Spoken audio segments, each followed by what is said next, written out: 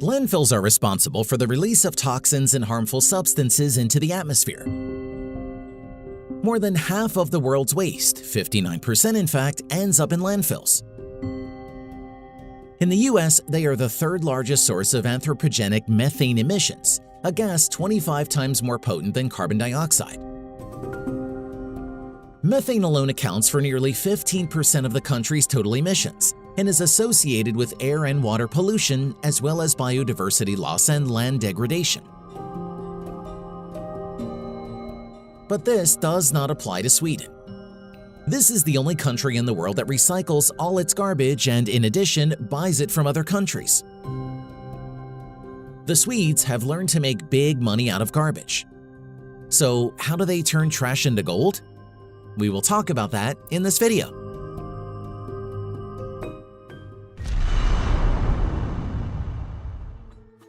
They say that it's not clean where they clean, but where they don't litter. But the Swedes managed to change it into it's clean where they repair, share, and recycle. 1% of that is exactly how much garbage ends up in Swedish landfills. According to the AvFall Sverige Swedish Waste Management Association, Sweden now recycles more than 99% of household waste. The recycling system works so well that almost all developed countries that are not indifferent to their own ecology take an example from it. Why does this system work? Not because the Swedes are some kind of aliens eating garbage or because the waste has mastered the ability to teleport itself into space. The system started working not yesterday, but in the 70s of the last century. Sweden, which has a harsh climate and is completely dependent on natural gas supplies, decided to radically change the energy situation. Experts calculated that each Swede produced about 1.5 kilograms of garbage a day. And given that 4 tons of household waste more than compensate for the use of 1 ton of oil, simple logic led the Swedes to the only right decision. The country was seriously carried away by waste processing. The secret of the Swedes was that while in other countries this practice remained within the framework of an environmental experiment, the Swedes approached it with all seriousness and practicality. And since 2002, it has been strictly prohibited in Sweden to dispose of waste, from which energy can be obtained, into landfills. Even the industry itself runs on garbage. Swedish garbage trucks run on biogas or electricity generated from waste. Waste incineration plants operating on the waste-to-energy technology are replacing nuclear power plants in Sweden. On average, such plants produce about 17 terawatt-hours of energy per year. This energy is enough to heat a significant part of the territory of Sweden, and if a conventional thermal power plant needs coal, then for such plants it is garbage. That is, raw materials that cost practically nothing. Solid waste recycling provides 20% of the heat in Swedish homes. The Swedes even accept garbage from other countries. It is brought to them for free, for example from Norway. Neighbors are only too happy to get rid of garbage, but for the Swedes, this is essentially an energy resource. For every 1 ton of garbage, incineration plants receive $43. For instance, in 2014, Sweden received 2.3 million tons of garbage from Norway, Ireland, and the UK. So, in addition to raw materials for heat energy, Sweden received the profit of almost $100 million. But Sweden doesn't live off garbage alone. The Swedes themselves admit that incineration is not that good. Burning an old thing and making a new one consumes much more energy than recycling. In addition, burning garbage releases CO2, which exacerbates the greenhouse effect. Therefore, the population is strongly encouraged to sort garbage and hand it over for recycling. For the convenience of residents, sorting stations have been installed throughout the country, located in supermarkets, municipal institutions, and even in the subway.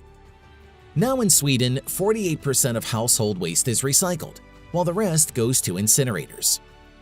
For example, the fibers contained in paper are restored up to 7 times. Plastic is recycled and used to make new things up to 7 times. Waste recycling has opened up new business opportunities. Some are selling battery-derived lead, some are turning tires into fiber for artificial football turf flooring. and some are turning old newspapers into eco-friendly shovels to clean up after dogs and cats. Moreover, Sweden produces the most e-waste of any EU country, around 200,000 tons annually. Since 2014, all retailers of equipment in the country have been obliged to accept broken, obsolete equipment for recycling on an exchange basis. When you buy a new computer, you have the right to return the old one at the same time and get a discount.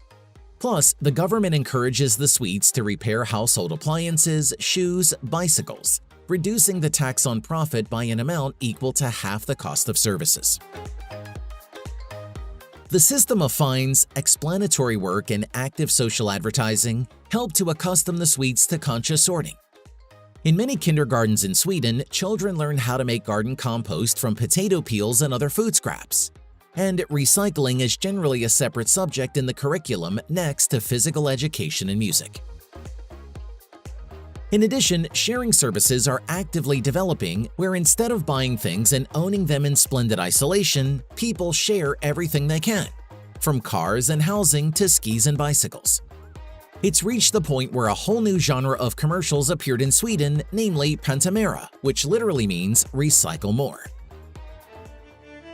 A bright environmentally friendly future in Sweden means the so-called circular economy, as we weren't lying when we said that the Swedes turn garbage into gold. They make serious money on it.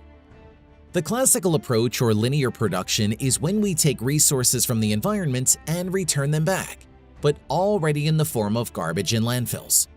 The circular economy hopes to turn this straight line into a circle by recycling all or almost all waste, reusing that raw material for the production of things or energy, and so on ad infinitum as long as it is expedient. It is difficult to say whether the rest of the world shares this approach, but the developed powers are trying to learn from the experience of the Swedes. So in Japan, they learned to build islands from plastic. The artificial island Odaiba in Tokyo Bay was created from compressed garbage. Parks, factories, an airport, as well as an elite residential complex are already located on its territory. The land of the rising sun is no less scrupulous in its approach to internal ecology issues, and now everything from sportswear to carpets is made from recycled materials. So far, many countries are still far from a waste-free Swedish life. For this, they would have to at least reconsider their relationship with plastic bags and refuse to take them at the checkout in the store, even for free. In other words, change their minds. Discover the inner Swedes in you, and the next time you go to the store, take not a plastic bag, but a special grocery bag shopper.